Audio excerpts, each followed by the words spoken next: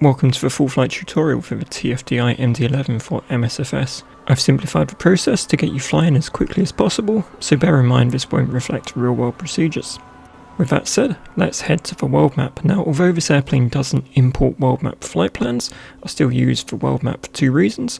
The first is to know what runways, departures and arrivals I need to enter manually, and also using the world map gives the simulator's ATC something to feed from when it's calculating your top of descent.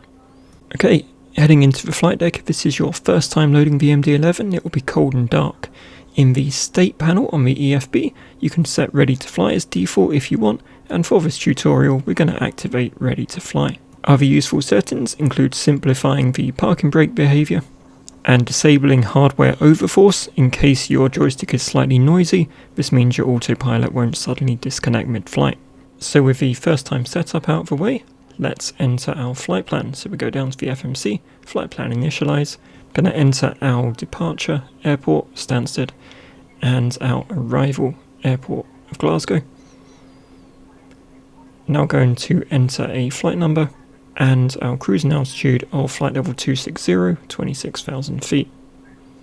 Now head over to the flight plan page, going to click the soft key next to Stansted, SID, pick our departure runway 04, and the departure we identified in the world map, Barkway to Sierra. Press insert. Now we're going to scroll down to Glasgow, soft key next to that, press star, and we want the ILS for 05, so we're just going to insert that, and now clear out the discontinuity in the flight plan. Back on the EFB, on the perf page, going to press get takeoff weight, and now get weather information, press calculate, and that will give us our V-speeds, flex temp and flap setting.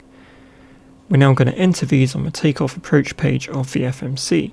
So our V-speeds, as we saw on the EFB, were 138, 149 and 162.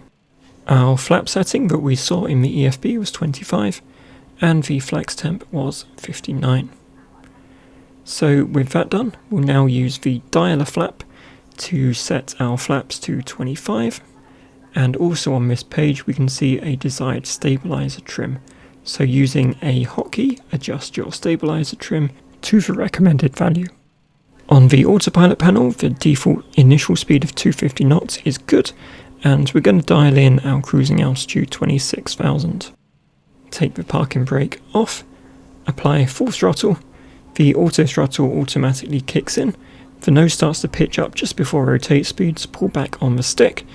Once you have positive rate, raise the landing gear, wait for the landing gear annunciator lights to extinguish, see the red lights disappear, and once those have gone, you can activate the auto flight by clicking the auto flight button.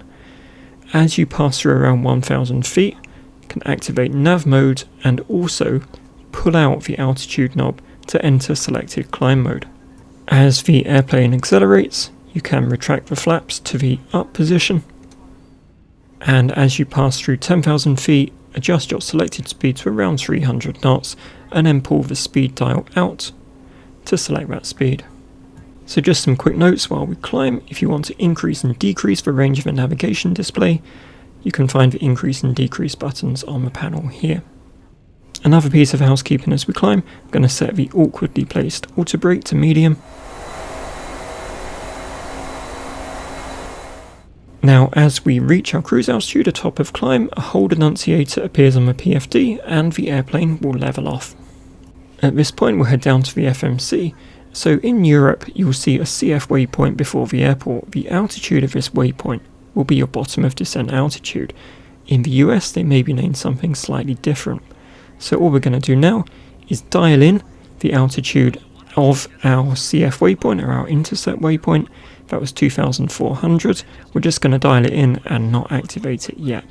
A quick quality of life note, while you're cruising, you can enable automatic anti-ice in this airplane. It's on the EFB.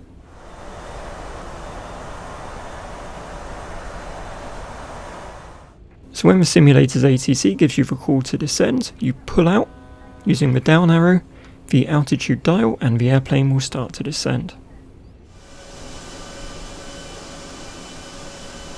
As you pass through 10,000 feet on your descent, dial in 250 knots, and again just pull out the speed dial using the down arrow to activate that speed.